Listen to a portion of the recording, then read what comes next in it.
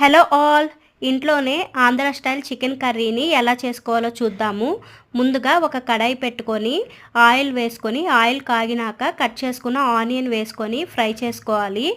Onion golden colour వచ్చినాక అల్లం వెల్లుల్లి పేస్ట్ వేసుకొని పచ్చివాసన పోయిందాకా ఫ్రై చేసుకొని కట్ చేసుకున్న టమోటా ముక్కలు కూడా వేసుకొని బాగా మగ్గినాక క్లీన్ చేసుకున్న చికెన్ వేసుకొని కారం, సాల్ట్, పసుపు వేసుకోవాలి.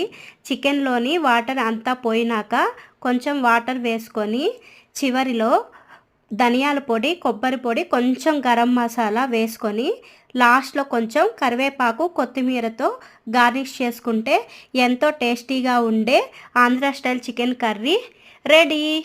ఈ వీడియో కనుక మీకు నచ్చినట్టయితే ప్లీజ్ లైక్ చేయండి, సబ్స్క్రైబ్ చేసుకోండి. వ్యూస్ వస్తున్నాయి కానీ చాలామంది లైక్ చేయట్లేదు అండ్ సబ్స్క్రైబ్ కూడా చేసుకోవట్లేదు. ప్లీజ్ వీడియో నచ్చితే ప్లీజ్ సబ్స్క్రైబ్ చేసుకోవచ్చు కదా.